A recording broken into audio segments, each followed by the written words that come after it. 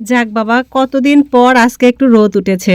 এই ধানগুলা শুকালে তারপরে ভাঙিয়ে চালগুলা হবে, সেগুলা নিয়ে আমি ঢাকায় যাব। আমরা সব সময় বাড়ি থেকে নিয়েই চাল খাই। যখন আমার শাশুড়ি মা বেঁচে ছিল তখন উনি ধান সিদ্ধ করে শুকিয়ে চাল করে দিত। 1 বছর হলো উনি আর আমাদের মাঝে নেই, তাই আমার মা ধান সিদ্ধ শুকান করে চাল ঢাকায় পাঠিয়ে দেয়। আর বাড়ি থেকে চাল খেতে খেতে আমাদের অবস্থা এমন হয়েছে, কেনা চালের ভাত খেলে যেন পেটই ভরে না। বাড়ির চালের ভাতে একটা আলাদা রসালো রকম ভাব থাকে, আর কেনা চাল কেমন যেন আমার কাছে প্লাস্টিক প্লাস্টিক মনে হয়। যাই হোক, খুব চিন্তায় ছিলাম যে কবে রোদ বের করবে, কবে ধান শুকাবে, তারপরে চাল করে আমি নিয়ে যাব ঢাকায়। যেতে আবার এই চালের জন্য দেরি না হয়ে যায়, এই জন্য অনেক টেনশনে ছিলাম। তো আজকে রোদ ওটা দেখে মনে হচ্ছে যে না, আমি ঠিক সময়ে চাল নিয়ে ঢাকায় যেতে পারবো। ঢাকায় অবশ্য এখনো অনেকগুলো চাল দেখে এসেছি। এই নতুন চাল রেখে পুরান চালের ভাত খেতেও আবার অসুবিধা হয়ে যাবে। চাল নিয়ে যাব কি যাব না সেটা নিয়েও টেনশনে আছি। তো দেখা যাক ধান শুকাক কি করা যায়। মাকে রান্না করার জন্য সব জোগাড় করে দিয়েছি। মা বসে ওদিকে রান্না করছিল, আমি আর দিদিমা রোদ দেখে ধানগুলো মেলে দিলাম। দেখি আজকে কতটুকু শুকায়।